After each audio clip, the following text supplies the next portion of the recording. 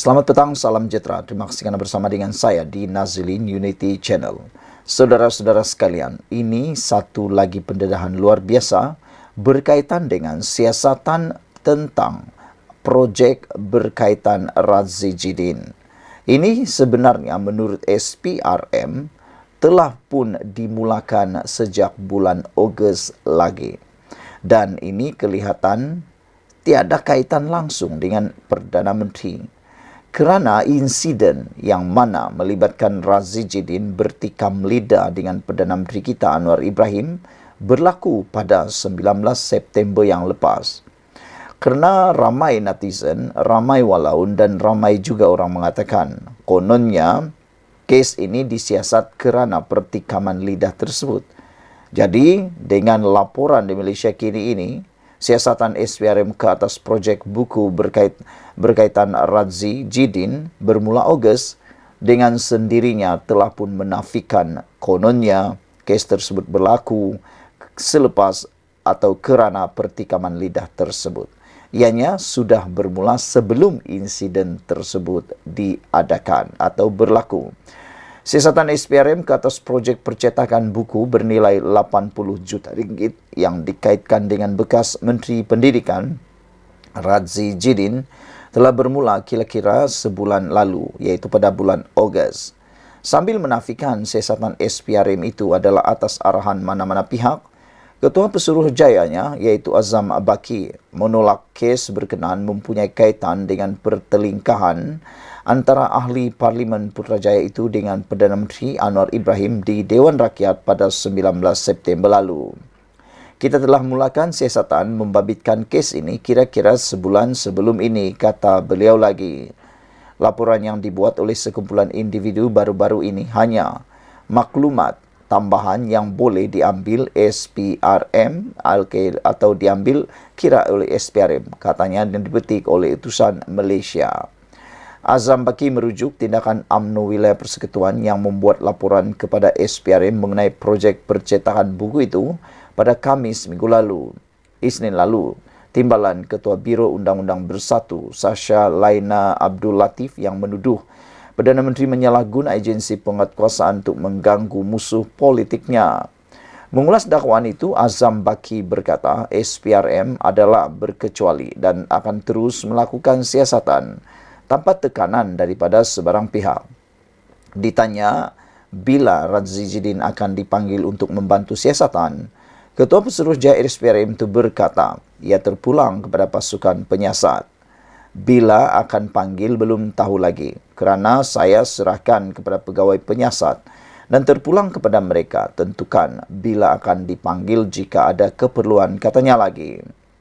Setakat ini, 5 saksi telah diambil keterangan oleh SPRM bagi membantu siasatan berhubung projek percetakan buku itu lagi. Kesemua keterangan saksi itu diambil selepas 2 individu termasuk seorang setiausaha politik kepada seorang bekas menteri ditahan pada Ahad lalu. Razi Jidin dalam satu kenyataannya pada 25 September lalu mengakui bekas setiausaha politiknya ditahan SPRM berhubung dakwaan rasuah melibatkan 80 juta ringgit juga berkaitan percetakan buku Jekov untuk prasekolah. Dia bagaimanapun menafikan terbabit dalam projek rundingan terus percetakan buku bernilai 80 juta ringgit semasa memegang jawatan selaku menteri. Sekian dulu untuk kali ini. Jangan lupa tinggalkan komen anda. Sila tekan butang subscribe Malaysia kita punya. Kita jaga sama-sama cintai Malaysiaku. Bye-bye. Selamat petang, salam sejahtera. Terima kasih kerana bersama dengan saya di Nazilin Unity Channel. Ada pemimpin negeri yang akan masuk dalam rombakan kabinet. Ini berita terkini tentang sumber mengatakan bahawa Kabinet Anwar Ibrahim akan dirombak pada bila-bila masa dan senarai yang akan masuk dan akan keluar pula yang kini menjadi clue. Ada pemimpin negeri akan ke pusat dalam rombakan kabinet. Rombakan kabinet yang akan datang bakal menyaksikan pemimpin dari peringkat negeri dinaikkan ke jawatan persekutuan, kata satu sumber di Jabatan Perdana Menteri JPM. Sehubungan itu, menurut sumber kerajaan yang tidak mahu mendedahkan identitinya itu, Rombakan berkenaan hanya akan dilakukan selepas pilihan raya PRK Pelanggai pada 7 Oktober ini. Ini untuk memudahkan membawa mereka masuk pemimpin dari negeri ke pusat. Sekurang-kurangnya seorang menteri besar diramal akan diangkat ke Kerajaan Persekutuan, kata sumber itu kepada Malaysia Kini. Dia bagaimanapun enggan menghurai lanjut dan atau menyebut tentang pemimpin negeri berkenaan. Pelanggai terletak di Pahang yang kerajaan negeri itu diterajui oleh Menteri Besar Wan Rosdi Wan Ismail yang juga adalah Naib Presiden UMNO. Dia adalah juga adun jelai dan bukan seorang ahli parlimen. Sumber itu berkata demikian ketika diminta mengulas mengenai spekulasi bahawa Perdana Menteri Anwar Ibrahim akan mengumumkan Jemaah Menteri hari ini, yang baru pada hari ini. Dia bagaimanapun menafikan bahawa Perdana Menteri akan mengumumkan rombakan selepas mesyuarat Jemaah Menteri yang dijadualkan hari ini. Kata beliau, bukan hari ini. Perdana Menteri masih meneliti beberapa perkara atau pilihan lain. Kemudian, besar kemungkinan rombakan kabinet akan dibuat selepas PRK Pelanggai. Rombakan kabinet bergantung berapa cepat Perdana Menteri boleh muktamadkan, kata sumber itu lagi. Sebelum ini, terdapat spekulasi yang bertiup kencang bahawa Anwar akan membuat rombakan kabinet dalam masa terdekat dengan beberapa menteri diramalkan akan digugurkan dalam Jemaah Menteri yang baru itu. Apa yang pasti, rombakan kabinet baru ini juga untuk memperkukuhkan lagi kerajaan perpaduan, katanya. Malaysia Kini pada 22 September lalu melaporkan Anwar bersedia membuat rombakan kabinet secara besar-besaran dalam masa terdekat. Sumber kerajaan berkata Anwar akan melakukan rombakan kabinet KSU, anggota birokrasi kitaan awam dan bahkan ke atas pejabat beliau sendiri. Isnin lalu, Ketua Setiausaha Negara Muhammad Zuki Ali mengumumkan beberapa pusingan kerja dan pelantikan baru dalam pengurusan tertinggi perkhidmatan awam. Ini melibatkan pemindahan 4 Ketua Setiausaha KSU, kementerian ke penempatan baru dan 1 lantikan baru KSU. Menjadi pertanyaan hangat dalam media pada hari ini ialah siapakah menteri yang bakal diketepikan tersebut, ataupun apakah kabinet baru beliau ini akan menaikkan beberapa nama yang menjadi kejutan besar kepada kita semua. Sekian dulu untuk kali ini. Jangan lupa tinggalkan komen anda. Sila tekan butang subscribe. Malaysia kita punya, kita juga sama-sama cintai Malaysiaku. Bye-bye. Selamat malam, salam sejahtera. Terima kasih kerana bersama dengan saya di Nazilin Unity Channel. Selepas beberapa hari berlaku pertikaman lidah antara Razijidin dengan Anwar Ibrahim di Dewan Rakyat, akhirnya Khairi Jamaluddin mengambil kesempatan untuk memberikan peringatan, memberikan nasihat, bahkan memberikan amaran keras kepada Perikatan Nasional. Amarannya ialah beliau menasihati Perikatan Nasional supaya hati-hati apabila berdebat dengan Anwar Ibrahim. Dan yang menariknya, dalam ulasan kali ini kelihatan Khairi Jamaluddin mengakui bahawa Datuk Seri Anwar Ibrahim bukan seperti Perdana Menteri yang lain, dan beliau juga seakan-akan mengakui bahawa Datuk Seri Anwar Ibrahim ialah Perdana Menteri yang paling hebat berdebat setakat yang dia ketahui. Bekas Ketua Pemuda UMNO yang dipecat, Khairi Jamaluddin, menasihatkan anggota Parlimen Perikatan Nasional PN supaya berhati-hati ketika berdebat dengan Perdana Menteri Anwar Ibrahim.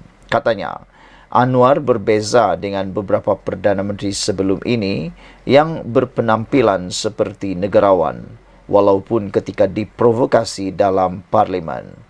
Kalau Perdana Menteri sebelum ini atau sebelum dia tak akan terlibat pertikaman lidah seperti ini, mungkin itu baik atau tidak baik. Tetapi Perdana Menteri ke-10 iaitu Anwar, dia antara Perdana Menteri yang suka provokasi balik kerana latar belakang pejuang jalanannya. Jadi, berhati-hati bila nak terlibat debat dengan Perdana Menteri ke-10 iaitu Anwar Ibrahim, katanya dalam rancangan bual bicaranya di YouTube. Khairi merujuk kepada perang mulut di Parlimen setelah Radzi Jidin, Perikatan Nasional Putrajaya, tidak berpuas hati dengan tuduhan Anwar terhadapnya.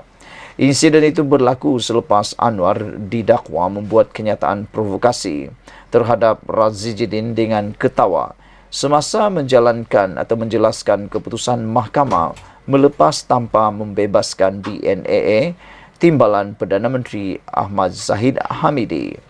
Khairi berkata bahawa Radzi Jidin telah jatuh dalam perangkap Anwar. Pada pandangan saya, perbahasan yang serius begitu yang dibincangkan di seluruh negara sepatutnya perlu sebagai satu sesi perbahasan yang lebih bertamadun. Tapi, nak salahkan satu pihak tak adil sebab ada provokasi kedua-dua belah pihak dan sangat malangnya ia menjadi begitu, katanya. Hos bersama Khairi dalam program Keluar Sekejap itu, Sahrir Hamdan turut bersetuju. Katanya, Radzi mungkin menjaringkan gol sendiri apabila bertindak seperti apa yang berlaku di Dewan Rakyat. Dalam episod ini, kalau Radzi Jidin buat seperti mana Khairi cadangkan, iaitu memberikan jawapan yang pantas dan duduk diam sahaja, banyak fokus akan pergi kepada provokasi Perdana Menteri itu sendiri, katanya lagi.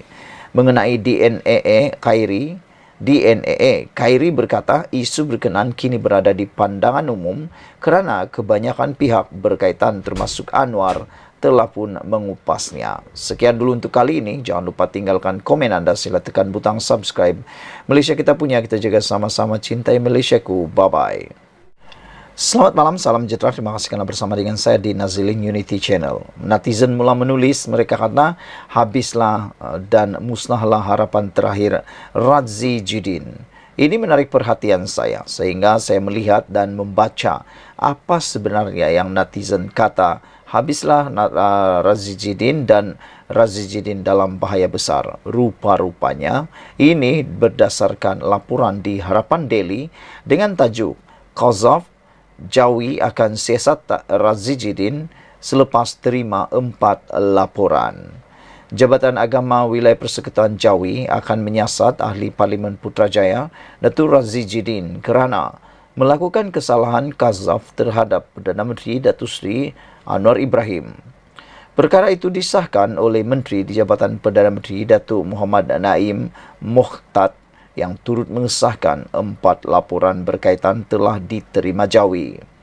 Yang pertama berkaitan isu yang melibatkan Datuk Seri Radzi Jidin ialah terhadap Perdana Menteri ketika dalam Parlimen.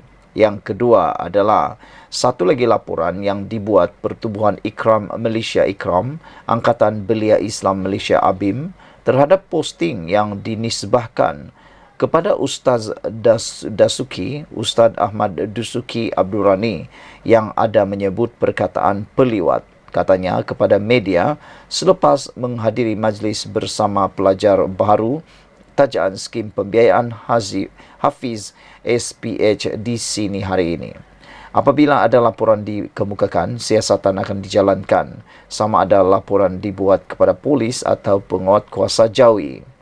Semasa siasatan dijalankan, pihak-pihak berkaitan iaitu saksi akan dipanggil oleh pihak penguatkuasa agama dan di situ laporan keterangan akan disediakan.